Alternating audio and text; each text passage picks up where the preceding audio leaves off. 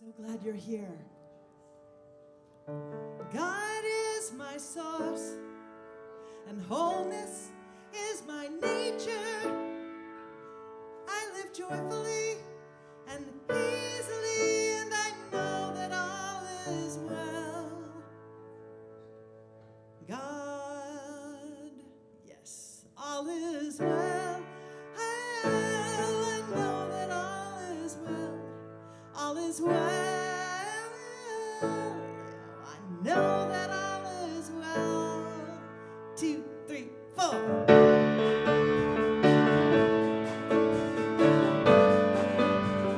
God is my source. God is my source, and wholeness. Wholeness is my nature. I live joyfully. I live joyfully, easily, and I know that all is well. All is well. All is well. Know that all is well. All is well. Know that all is well. God is my source. God is my source, and wholeness. And wholeness is my nature. I live joyfully, joyfully, easily. Know that all is, there we go. All is well. Know that all is well. All is well. Know that all is well. Let's just do that. All is well. I know that all is well. All is well. I know that all is well. All is well.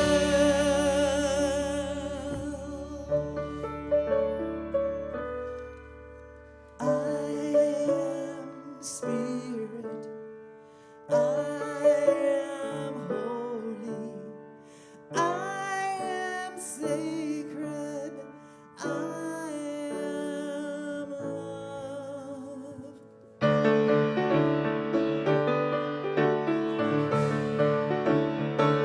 Sing it with me. I am spirit. I am holy. I am sacred. I am love. I am spirit. I am holy. I am sacred. I am. You are spirit. You are spirit. You are holy. You are sacred. You are love. I know you are spirit. You are holy. You are sacred. You are love. We are spirit.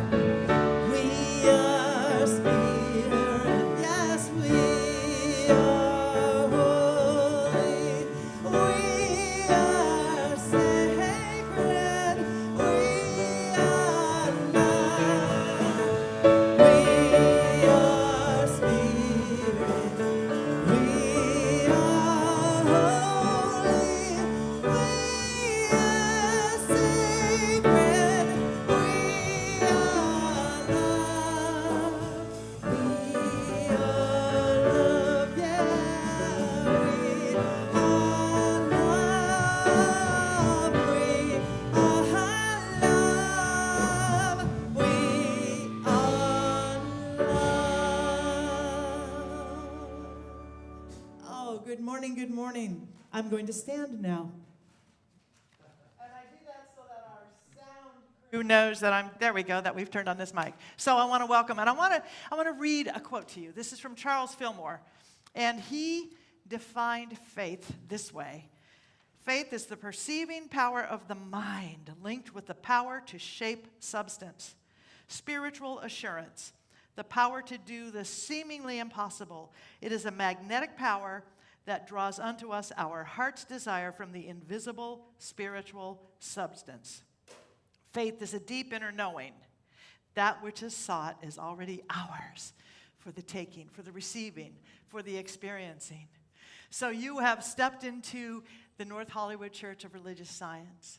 We are a oneness center for spiritual living, and I am glad that you are here because our commitment, our dedication is to welcome you wherever you are on that spectrum of life, of age, of color, of culture, of gender, of politics, of spirituality, of religion, wherever you are in your journey. We are glad that you're here because you are part of the tapestry of variety, of delight, of love, of beauty that is God itself. So thank you for being here. In a minute, you're going to see and hear from our wonderful, wonderful Sam Crutcher. Have a great service. Thank you. It's all yours. My name is Sam Crutcher. I'm a practitioner here at the Religious Church of Science in North Hollywood, and I'm so grateful you're here with me, with us all. If you're one of our live streamers, please feel free to enter your location into the chat. We would love to know where you are. Obviously, for those of you here in person, we know where you are, but please silence your cell phones. Thank you. A moment to do that, then let's join together in prayer.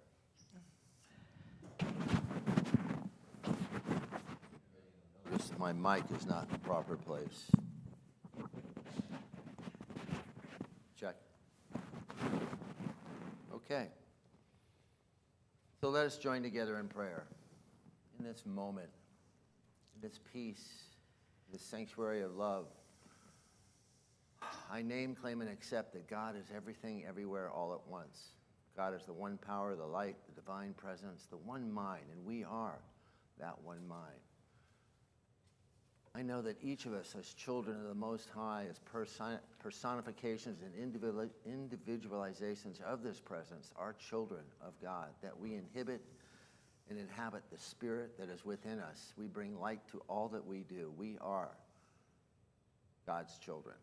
And so I'm very grateful to be here today to claim for you that today's service will be of uplift and inspiring, that our musicians and our soloists give us that inspiration and uplift us in ways that we cannot be uplifted otherwise. Our technicians and volunteers make this service happen. We are so grateful.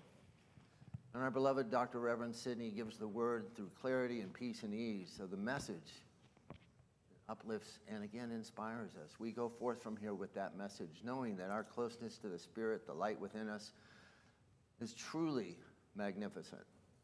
We are blessed beyond compare. We know that we are on this path, this journey together, that the light that inhabits all of us is the same light. It is eternal, ceaseless, and unending.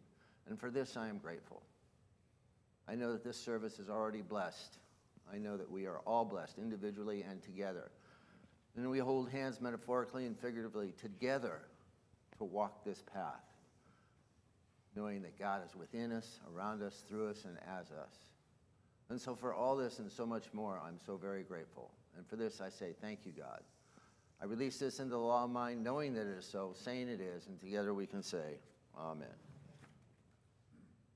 Please rise and join me in saying our prayer for the month of May, the peace prayer of St. Francis of Assisi.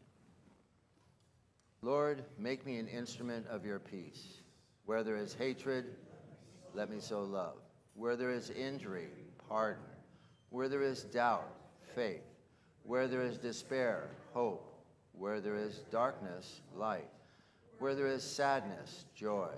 O divine Master, grant that I may not so much seek to be consoled as to console, to be understood as to understand, to be loved as to love. For it is in giving that we receive, it is in pardoning that we are pardoned, and it is in dying that we are born to eternal life. Amen. All right. Let's stand and sing our, well, you're already standing. We're going to do our congregational song, our group song. Let's do this. We are the harvest.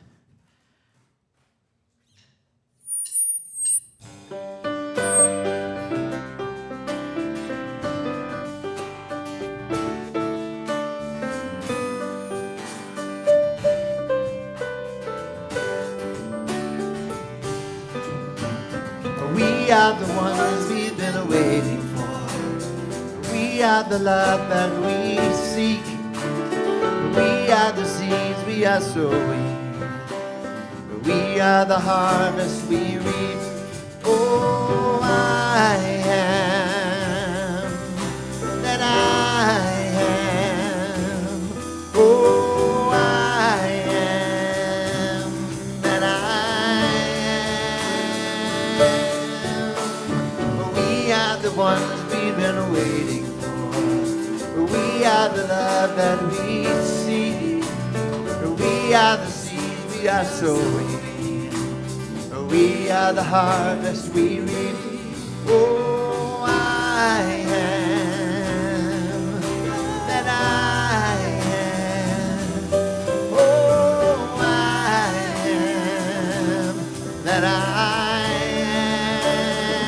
am. We are the ones we've been waiting for. We are the love that we seek.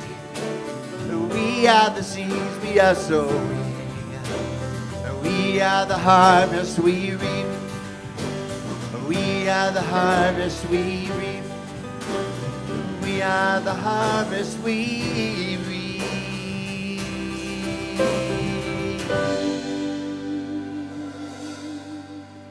Come sit down. Say hello to your neighbors. Offer a hug, a handshake, a high five, a fist bump.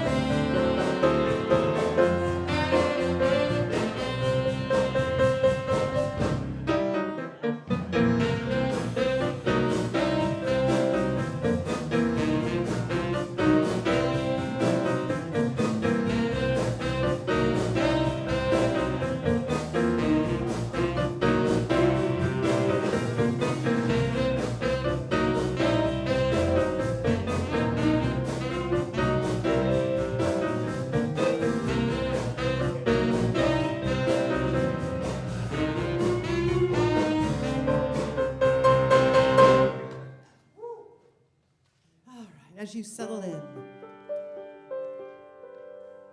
be still now, be still now, be still now and know that I am God. Be still now. Be still now, be still now and know that I am God.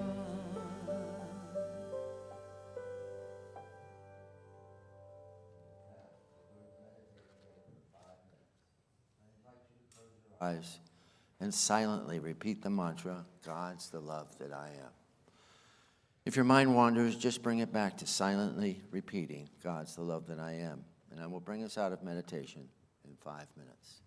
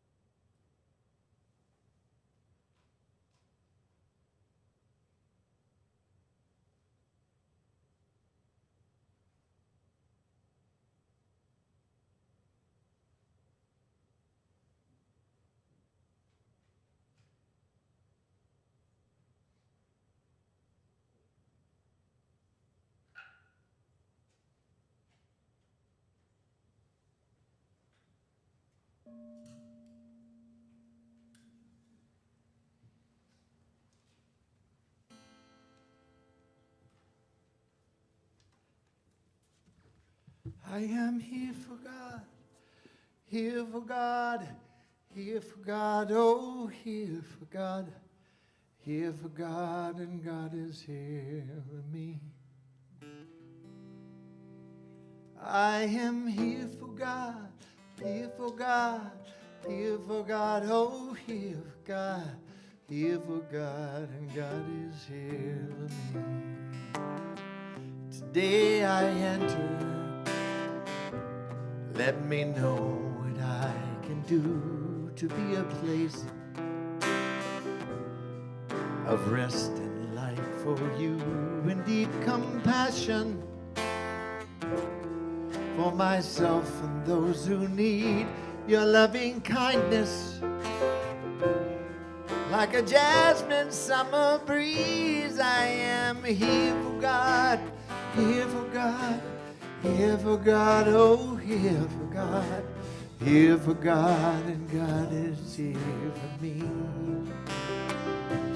I am here for God, here for God, here for God, oh, here for God, here for God, and He is here for me.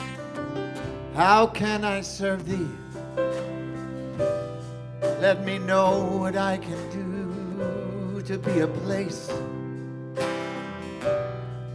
of light and rest for you, and deep compassion for myself and those who need your loving kindness. Like a jasmine summer breeze, I am here for God, here for God, here for God, oh, here for God. Here for God, and God is here for me.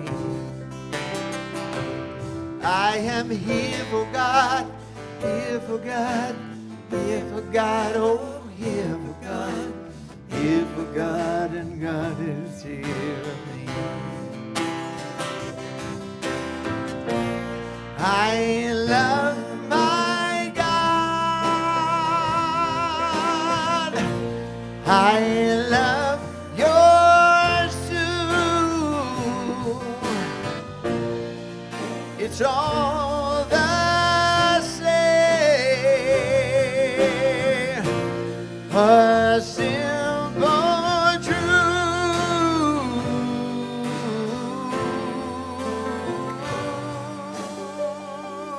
I surrender. I give up my heavy load that I've been lugging, like it was a suitcase full of gold. I'll rearrange that, alchemize my past and pain, distilling moments until I witness all I've gained. I am here for God, here for God, here for God, oh, here for God, here for God, and God is here for me. Come on and sing along. I am here for God, here for God, here for God, oh, here for God, here for God, and God is here for me. I am here for God, and God is here for me. I am here for God, and God is here for me.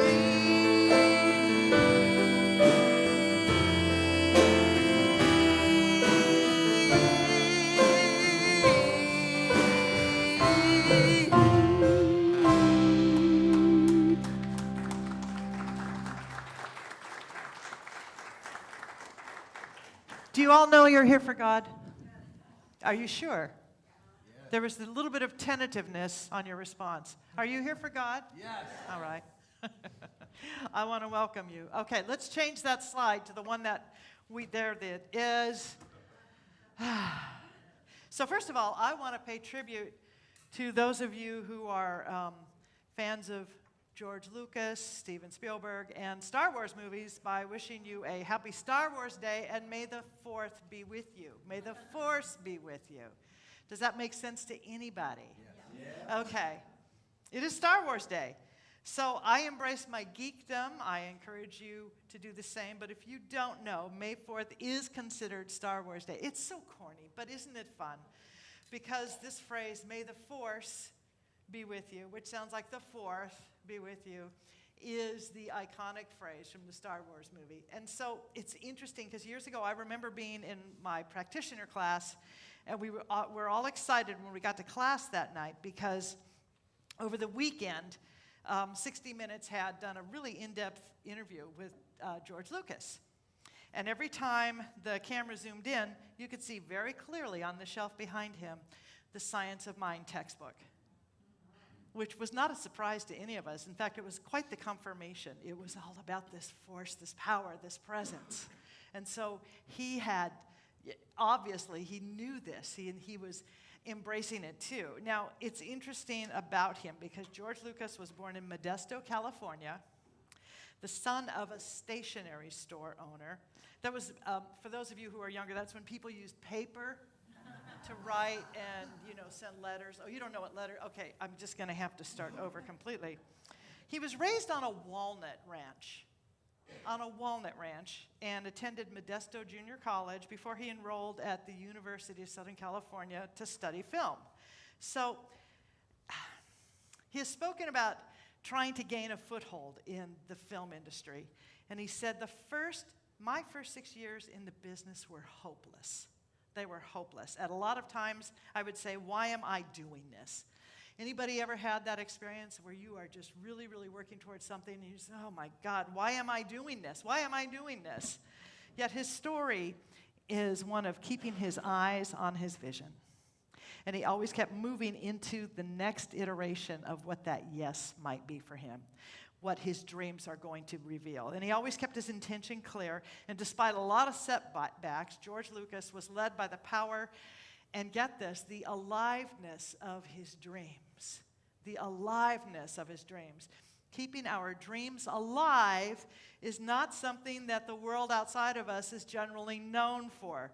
In fact, the world out there usually seems to want to talk us out of those dreams or disappoint us or distract us. So that support for keeping your dreams alive doesn't come from out there, does it?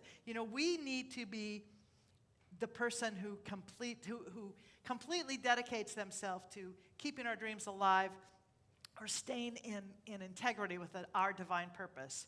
Critics can blast us, spouses can disagree, friends can judge, and finances can seem like they're what gets in the way, that can distract us, and money can seem capricious. But if we allow ourselves to be so committed and distracted by the world's opinion about who we are or who we are not, if we're doing a good job or doing a bad job, or if we're somehow not living up to someone else's expectations, those distractions become excuses for not living our dreams. And the thing is, the distractions become real. Once they become excuses, they begin to have more life in them than the dreams do. They occupy us such that we move from having the excuses and declaring them about why we're not pursuing our dreams and our visions to proclaiming reasons. We proclaim reasons to stop pursuing our dreams completely. And it's an interesting thing that happens. And here's some of the excuses. But I'm only one person. I come from a background of failure. But I'm a woman in a man's world. Well, I'm not very good at fill in the blank. Follow my dreams in this economy? What about tariffs? So we have all of this stuff that is going on for us. And yet the founder of this teaching, Ernest Holmes, came from what you and I might describe as dirt poor. He came from dirt poor, and he was uneducated. He didn't get educated formally past 8th grade. And yet his passion for studying Emerson and the great philosophers was that which occupied and kept his dream alive. His call to offer a teaching that invites people to wake up to our divine connection to God was not going to be denied, nor was he going to be distracted from it. He was not to be distracted. So in his book, What We Believe, Dr. Holmes wrote these words: "Science of mind, in its broadest and truest sense, includes the best in science, religion, and philosophy. Science of mind is not a personal opinion, nor is it a special revelation. It is the result of the best thought of the ages. It borrows much of its light from others, but in so doing does not rob anyone, for truth is universal and never personal. We need the entire revelation of the whole world, and even with this, we shall have little enough." Now, what he meant by that is, how much good are we willing to have? How much love are we willing to experience? How much are we willing to grow in order to have a greater experience of the divine within us? How much are we willing to risk to take a big leap from that small space where we may have been comfortable, familiar, yet discontent? How much are we willing to take that big leap into the space of possibility, where our dreams, we no longer have to keep them alive, those dreams keep us alive? How willing are we to do that? He also offered this, okay, we're going to play with the mic again today. He went on to offer these words. "The great religions of the world each acknowledge that there's one central power, force, or God, which is self-existent, and it is from this one power that all things emanate. All life flows from this power, and it is a part of it. Nothing can exist separate from it." And that is the very foundation of this teaching. You know, the power of science of mind lies in the simplicity of recognizing, first, that God is all there is. God is all there is. And second, that we're part of God, because where else would we go? God is all there is, and we are part of God. All we are is God. But the magnificence of this teaching begins to come forth and come alive when we know how to live from an awareness of this power, to access the truth of our divine nature, to know that we are divine and that we are expressing that power, that we are expressing that presence. And when we begin to glimpse a greater awareness that we are here for a divine expression, a unique expression that nobody else can do, that nobody else can express, and nobody else can do it in our way. When we recognize that we can do this, that is where we transform our lives completely. That's where we move into this realm of transformation. That's where we move from that small awareness of ourselves to the great awareness of ourselves. You know, I bristle when I hear the words change your thinking, change your life, just a little bit, because it's such a simplistic approach to such a magnificent idea. And it is about more than just rubbing a scrub brush over those thoughts that aren't working for you. It's about so much more. Change your thinking, change your life is true, but it's a soft sell of what the great prophets and spiritual teachers of this world offered. Transformation is what we are here for. Transformation is a way of life. It is a way of life. It's more than maintaining a status quo that's no longer working. It is more than just trying to create a comfort zone. I know that we want things to be easy. We want things to be comfortable. We want to believe that we can master this thing called life, and which for many of us means maintain the conditions and then hopping over what doesn't work, right? Just hoping it's going to be okay. We hope, and then we hop over the stuff that's not working.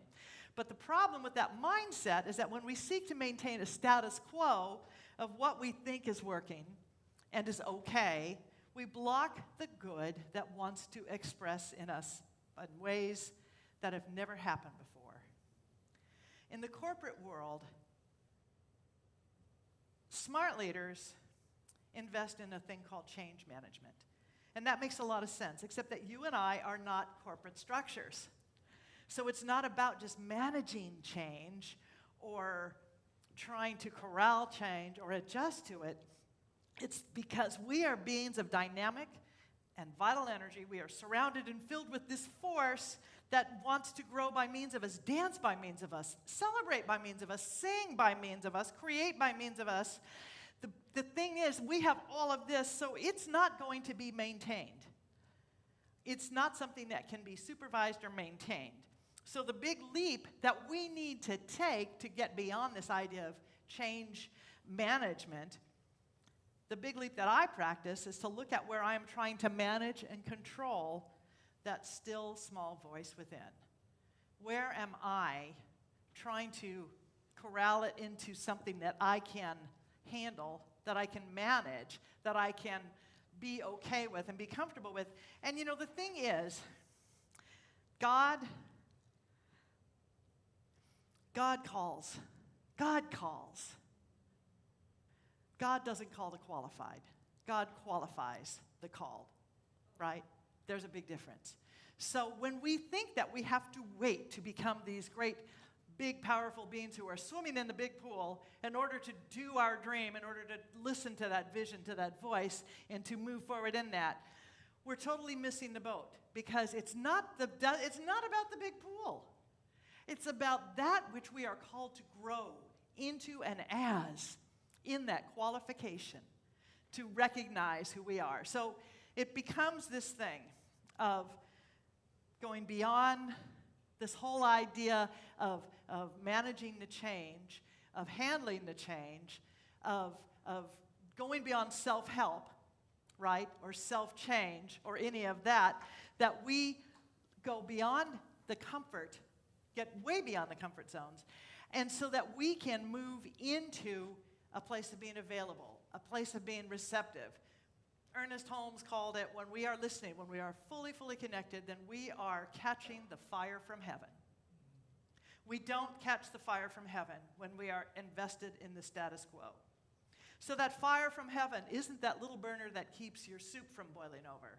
That fire from heaven is that deep passion that burns within. It is that fire that brings forth the phoenix. It is the fire that qualifies us. It is the fire, it is the alchemy. And yeah, sometimes there will be that sense that you are walking through fire. But that is that growth that we have to have in order to live lives that are full, that are celebrations of the divine.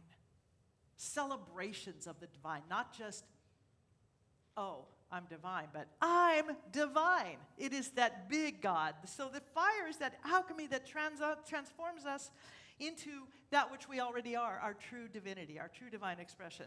So when Jesus said, "Be ye transformed by the renewings of your mind," he meant go for that big leap that causes you to live as a fully connected, awake, and lit up creation of spirit. Be ye transformed. So George Lucas wasn't content to make another Plan 9 from outer space. Some of you know what that is. He opened himself up to something that had never been done, something that had never been seen, something that was entirely, entirely different, that broke all of the molds. It absolutely wasn't status quo. So the process of transformation is something that we each have the capacity to experience, but it's not a quick or a one and done kind of thing. It's far more than self-improvement. So when we think that we are looking at transformation as, well, I'm just going to make myself better and stronger. No, we want to reveal the divine. We don't want to just polish what is going on already. We want to reveal that fire. We want to reveal that, because that is what you are here for. Would you be willing to consider that you pressed through at this time and in this space so that you could express something that has never been expressed in a way that it has never been expressed? And if you don't, it won't get expressed. And boy, do we need that power of the genuine, as Howard Thurman called it. Boy, do we need that right now. We need that expression of that genuine passion and purpose. You know, we teach classes here that are absolutely dedicated to the transformation of lives by the renewing of minds. It's a pretty easy proposition. We transform lives by renewing minds. And what's really interesting to me is that people get very excited. You know, we come in and go, oh my God, I felt so good today.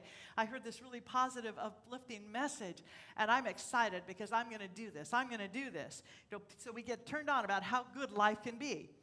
Then, when people hear that a class, because we have these classes, is going to require an 8 or a 10 or a 12-week commitment of 1 night a week, 3 hours a night, it's very interesting. There's a hesitation. The voice of resistance, because that's all it is, starts to offer a different narrative. And by the way, the narrative is actually just the ego. It's being threatened by no longer being the loudest voice that says, come on, we're comfortable here, it's status quo, it's working. It may not be comfortable, but it's working, it's working. So it is the kicking and screaming of the status quo, fighting to survive. That's what that resistance is. Fighting to survive. Come on, let's just keep it comfortable, let's keep it the same. So that narrative resistance might sound something like this. Well, I'm really excited about what's possible. And beginning to use these incredible tools to create my life in a brand new way is going to be so amazing. I'm really excited about it. I'm going to take this class, and this is the voice, right? This is what we tell ourselves. I'm going to take this class. It's called Foundations. And I'm going to start to truly, truly reveal those negative beliefs, those negative limits, those upper level limits. I'm going to reveal all of that because I want to transform those things into faith and into healing. I can't wait to start. I can't wait to start. And so we get very excited. Wait, it takes how long to do this class? 12 weeks. But I learned how to change the oil in my car in like 1 or 2 sessions. That kind of transformed that. I learned how to watch Netflix on my phone. That took me 10 minutes. I trained my dog to sit and to stay. That took about an hour. How can it be 12 weeks? Oh, maybe there's a shortcut. Maybe there's a shortcut. Maybe I can get them to let me do it in less time. You know, I'm not really a new thought virgin here. I've read Wayne Dyer, and I've even heard of Deepak Chopra, so maybe I can get it done quicker. Transformation doesn't happen in 5 weeks. Transformation doesn't happen in 8 weeks. It doesn't even happen in 12 weeks. Transformation only happens by laying the foundation for a transformed life. It happens when we start to lay the foundation for a life that is transformed, and we create a world that works for everyone and a world that works for us, and it takes the willingness to ask the question, how much good am I willing to experience? How much love am I willing to experience? How much joy? It takes the willingness to move forward and to leap from that small space, that little comfortable pond, and that comfort into the big pool of what's possible. So, if you've been on the planet for more than a few years, I guarantee you that the biggest part of transformation is not going to be the learning of something new, but it's going to be the unlearning of everything old. And that's what's really fascinating. Because we need to unlearn what we've been taught. We have to unacquire, release, dissolve what we have acquired. You know, there's like a hypnotism that takes place. And we become hypnotized into an idea that, well, that's just the way life is. And it's kind of a trance of settling. It's a trance of settling. But there's a difference, as I said, between self-improvement and transformation. Self-improvement might be a nice temporary Band-Aid that gets you going on the road to transformation, but until we transform fully, our lives aren't going to begin to express in that power and that wisdom and that joy. You don't need self-improvement, by the way. You already are a divine creation of God. Your self is fine. That capital S self is fine. Yet until you and I know and live from a deep and anchored commitment to walking as the divinity that we already are, we're going to think that we need self-improvement. We'll think that we need that. Your sacred self is that part of you that is impatient, that is wanting more, or is seeking to pursue a big dream. That divine discontent, that restlessness, that is the wholeness within you, calling for more. That is the sacredness within you, calling for more. It's not indigestion, it's not inflammation, it's not something that we can make go away with the right foods or hanging out with the right people. It's the invitation to transformation, and it is real. It is real. It is your invitation to the big leap. So, are we willing to take that leap? Are we willing to get very curious about what is it that might be stopping me from saying yes to the big leap? Am I willing to have more? Am I willing to look at what might be distracting me from listening to that voice? Am I willing to grow? Am I willing? It's that willingness to listen to the divine and to live as the divine. So I just want to offer this thing that I read from Meryl Streep, and I'll close with this because it's really powerful. She wrote, "I dedicate myself to myself for the rest of my life without haste, without excuses. I don't know how much time I have left, but I want to spend it remaining true to who I am without letting anyone disturb my inner peace. I now grant myself the right to open a bottle of wine for no particular reason, to buy myself flowers without waiting for someone to give them to me, and to walk without ever looking back. Happiness found me the day I stopped looking for it in others and discovered it within myself. Life cannot be replayed, and I have decided to live it to the fullest." So I hope you'll join me this week. We're doing 4 weeks of Lunch and Learn, and we're going to be working with a book called, oddly enough, The Big Leap. This is from the cover of that book, where we're going to explore the willingness to be more, to do more, to absolutely express from the highest power and presence within you, and what those upper limits might be, those upper limit hesitations. What are the upper limits? You know, the idea is that we can go as high as we want, but until we have explored what we are thinking we can't do, where our unwillingness is, then we're not going to make that leap. So I just want to say, too, that the church, we are in the midst of making big leaps.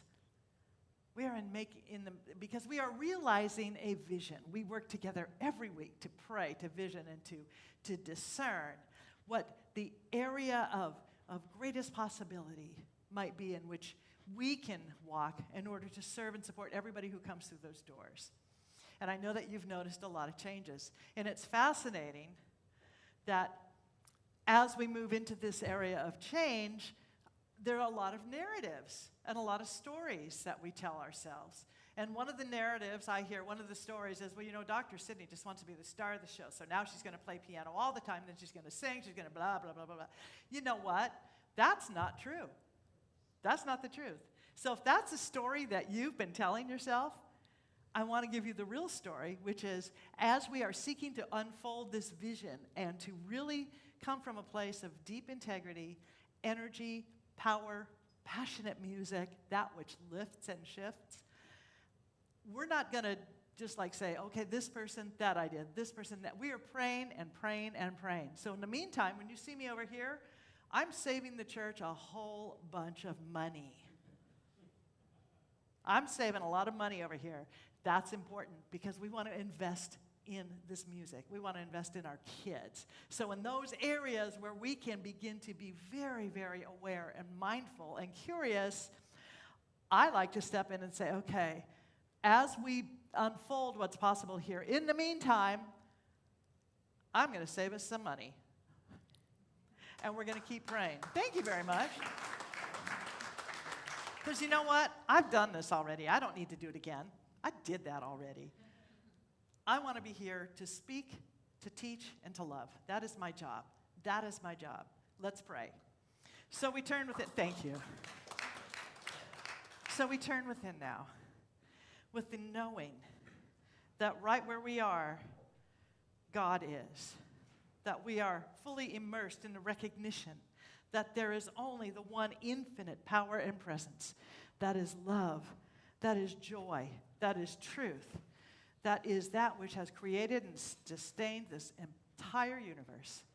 And I know that it surrounds and fills us with the knowing that we are indeed expressions of the infinite. We come from God itself. We come from Spirit. So we begin now to say yes to those ways in which we can expand, in which we can grow, in which we can know ourselves as God knows us, know ourselves as Spirit knows us, live in the flow, and to make the big leaps in thought, in consciousness, and awareness, and in being qualified by Spirit so that we might know ourselves as infinite. And as we choose to do this, I know that we are blessed. I know that this entire community is blessed, that this church is blessed, and that everything that we do here is being guided, guarded, protected, and absolutely inspired by the highest idea possible for all beings everywhere. So we bless this church. We bless all churches, all paths to God. Mosque, ashram, temple, synagogue, cathedral. Wherever two or more gather, we know that the light shines brighter, and the life of God, the life of spirit, the life of love is absolutely made manifest in wholeness and in delight and in excitement and in absolute magnificence. How wonderful it is to know that right where we are, God is, and all is well. I know that it is so. I release this word into the law of mind, and together we say, Amen. I am so blessed. I am so blessed. I am so grateful for all. Ushers, come forward, please. I am so blessed. I am so blessed. I am so grateful. I am so blessed. So now is the time when I invite you to recognize that you have the opportunity to invest in your own growth, your own spirituality, your own presence in this path that you are on. As we are stewards of life, as we are stewards of love, as we are stewards and we are guided to support this community and each other, I just ask you to take that offering in your hand and hold it to your heart and to say with me, from the love of pure spirit within me, I bless this gift. I send it forth to heal and bless and prosper. It is evidence of my faith and belief. It does good work in the world and returns to me multiplied abundantly. Thank you very much. I am so blessed. I am so blessed. I am so blessed. I am so grateful for all that I have. I am so blessed. I am so blessed. I am so grateful. I am so blessed. All right, Jamie, what's the good news?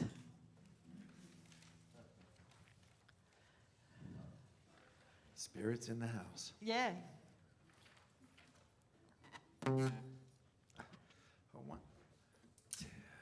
One, two, three, 4, 5, 6.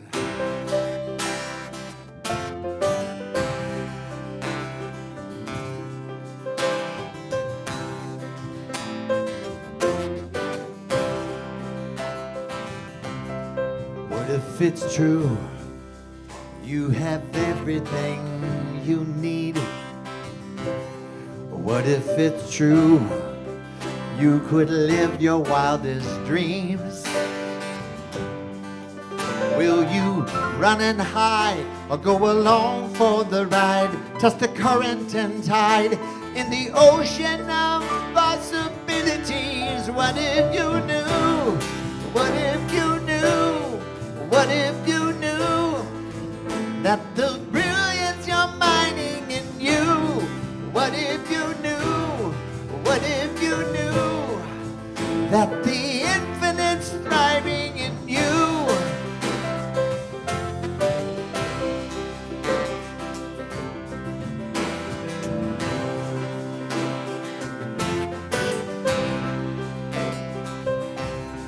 What if it's true that there's never need for shame? What if it's true that there's power in your pain? Will you run and hide, go along for the ride, trust the current and tide in the ocean of possibilities? What if you knew? What if you knew? What if you knew that the brilliance you're mining's in you? What if you knew? you knew that the infinite striving is you?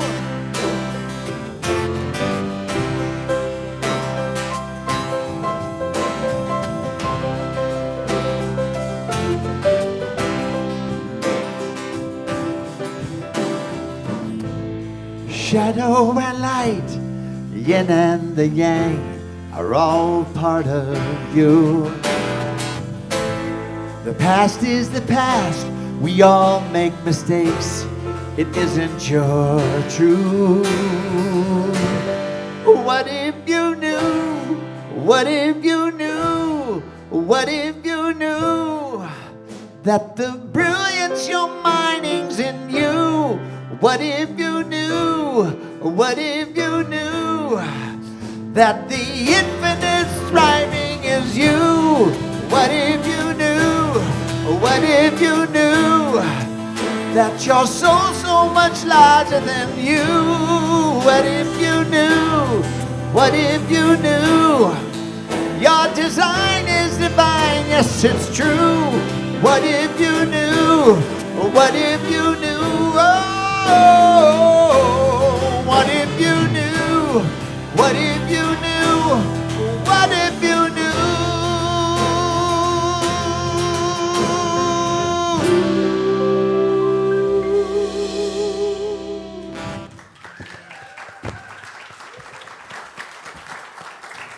Wow. Let's thank our digital media team, our incredible musicians, soloists, and the gal at the piano. All right. I know why you're happy. I've brought the announcements. All right. May 4th, or May the 4th be with you, 2025. If you are new and you want what's going on here, visit our welcome table. It's right outside. Take a left and a left, and we have a welcome packet for you newcomers. By the way, everything is on the purple page, on your bulletin. And on the purple page, you will see how to support this community. There's a text-to-give number, a QR code, or you can visit the website, nhcrs.org/give. Thank you. Prayer with the practitioner is available after service in the sanctuary and on Zoom. Every Sunday at 9:45 a.m., our junior church is open. Babies, kids, and teens are all welcome. Join us this Wednesday for Taizé service with practitioner Joanne O'Brien. Service begins at 7 p.m. and will be followed by a potluck on the piano. Please bring a dish to share. Reverend Skip will be back for the Wednesday wake-up on May 14th. Today, Gourmets for God update. Bidding continues on all our wonderful events. Please note, the United Chili Cook-Off event scheduled for Saturday, May 17th, has been postponed, a new date to be determined. Our women's group meets at 1 p.m. today, and our men's group meets at 1 p.m. today. May events. The Big Leap, Lunch and Learn with Dr. Sidney on Zoom. This 4-week class based on the book The Big Leap starts Tuesday, May 6th from 12:30 to 1:30 p.m. Sign up online or on the patio. Self-mastery class on Zoom with Reverend Christine Pena. This class will meet for 8 Mondays beginning May 19th and is a prerequisite for practitioner training. Sign up online or on the patio. Wait, did you see 8 weeks? It's, oh my God, it only took me an hour to learn how to change the oil in my car. Now come on, 8 weeks, really? It comes slowly, it's incremental. So transformation doesn't happen in 8 weeks or 5 weeks or? It can, but not for something this big. Yeah, you're right. Not for Okay, something just this checking. big. Thank you very much. I did it. All the practitioners have done it. Others that aren't practitioners have done it. All right. And we all benefit. It's worth it. All right. Creative Arts Ministry presents My Brooklyn Hamlet with Brenda Adelman, Friday, May 16th at 7 p.m. This award-winning performance offers an experience of the sacred practice of forgiveness. Tickets are $20 online or on the patio. And the last line, visit our website, nhcrs.org, for Zoom links, info, and to sign up for weekly e-blast and monthly newsletters. We have prayer with the practitioner after this service, so if you are a practitioner, would you please come forward? And as we stand and get ready to sing the peace song, I also want to recognize and thank all of those people who participated in the labyrinth setup and holding the consciousness, and were part of that experience this Friday and Saturday night. So thank you all. Let's stand and sing the peace song.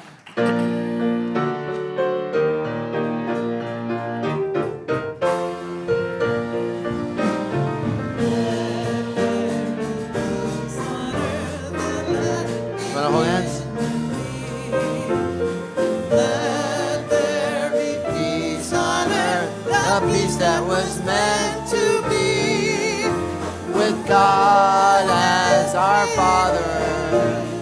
Family are we. Let us walk with each other in perfect harmony. Let peace begin with me. Let this be the moment now. With every step I take, let this be my joyous vow. To take each moment, live each moment in peace eternally. Let there be peace on earth, and let it begin with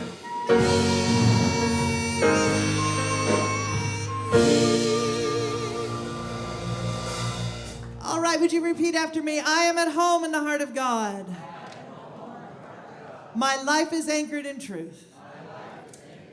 I can never be separate. I live in the consciousness of peace. I release all fear. I am living love. Have a blessed week. Thank you so much for being here.